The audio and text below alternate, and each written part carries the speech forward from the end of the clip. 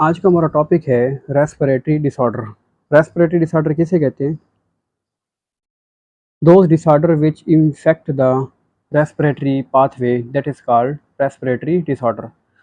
The percentage of such disorder is increasing in Pakistan. Why? It is due to more concentration of pollutant in air. Air के अंदर pollutant है उनकी concentration में increase हो रहा है। Not only urban areas but जो rural areas हैं, देही इलाके हैं, वहाँ पे भी एयर के अंदर पॉल्यूटेंट हैं, उनकी कंसनट्रेशन के अंदर इजाफा हो रहा है। This is called respiratory disease. आज हम डिफरेंट टाइप के रेस्पिरेटरी डिजीज़ के बारे में पढ़ते हैं। फर्स्ट है हमारे पास ब्रोंकाइटिस। ब्रोंकाइटिस क्या होती है? It is the inflammation of bronchi और ब्रोंक्यूल। अगर ब्रोंकाई या ब्रोंक्यूल है उसके अंदर इन्फ्लामेशन हो जाए उसे हम ब्रोंकाइटिस कहते हैं। जब ब्रोंकाई के अंदर इन्फ्लामेशन होती है then it causes the secretion, excessive secretion of mucus. बहुत ज़्यादा क्वांटिटी के अंदर जो म्यूकस है वो ब्रोंकाई और ब्रोंक्यूल के अंदर फिल होना स्टार्ट हो जाता है, उसके अंदर जमा हो जाते हैं। रिजल्ट क्या निकलते हैं? दैट ब्रोंकाई वाल बिकम नैरो। फर्स्ट अगर वो नॉर्मल होती हैं, ठीक है, उसके बाद म्यूकस है उसके अंदर फेल हो जाता है और उसका जो एरिया है, इंटरनल एरिया है, वो नैरो हो जाता है, वो कम हो जाता है। रिजल्ट क्या निकलता है? ऑक्सीजन है प्रॉपरली उसके अंदर से पास नहीं हो पाती है। कौन से फैक्टर हैं जो ब्रोंकाइटिस काज करते हैं? There are different factors. Number one is virus, second bacteria, and third it can be chemical irritants like tobacco smoke that cause bronchitis. There are different types of bronchitis depending upon the severity of disease. Disease की base पर दो तरह की हम कहते हैं condition होती हैं, दो टाइप्स आ जाती हैं। नंबर वन है acute bronchitis and second is chronic bronchitis. Acute किसे कहते हैं? Less severe. और क्रोनिक कैसे होती है? मोर सवियर। पहले हम देखते हैं एक्यूट ब्रोंकाइटिस क्या होती है। It is less severe, it last about 2 weeks, ये 2 हफ्ते तक रहती है। पेशेंट में recover completely without permanent damage, बगैर किसी डैमेज के परमानेंट है वो कम्प्लीटली दोबारा यानी कि हेल्दी भी हो जाता है, ठीक हो जाता है वो, इसमें ज़्यादा नुकसान नहीं होता है। जो सेकंड टाइप है that is more dangerous. More severe form 3 month two 2 year, ये 3 महीने से लेकर 2 ईयर, 2 साल तक हो सकती है। इट डैमेज द ब्रोंकाई, इसकी वजह से जो ब्रोंकाई हैं, ब्रोंक्यूल्स हैं, लंग्स टिश्यू हैं, वो कम्प्लीटली इंटरनली डैमेज हो जाते हैं। सिम्टम्स क्या होते हैं ब्रोंकाइटिस के? कफ, खांसी का होना, माइल्ड वीजिंग, जब सांस लें तो आवाज़ पैदा होती है, fever, chill, shortness of breath specially when doing hard job, जब एक्सरसाइज कर रहे हो तो उसके बाद फ़ौरन से थकावट हो जाती है, ऑक्सीजन की कमी हो जाती है। सेकेंड टाइप हमारे पास एम्फीसीमा।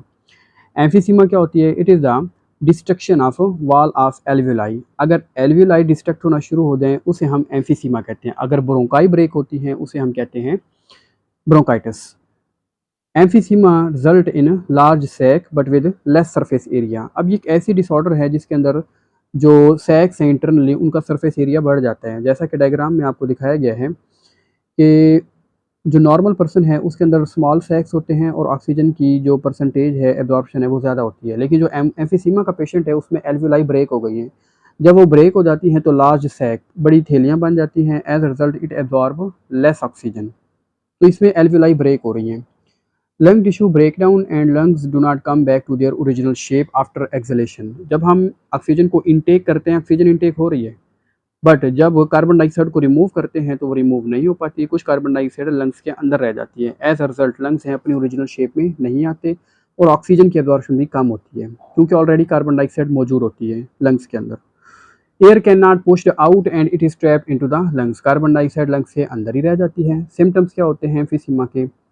शॉर्टनेस ऑफ ब्रेथ, सांस में दुश्वारी, फटीग, थकावट, रेस्पिरेटरी इन्फेक्शन, बार बार इन्फेक्शन होता है, वेट लॉस, 50 to 70% जो लंग टिश्यू हैं पर पेशेंट के वो डैमेज हो जाते हैं।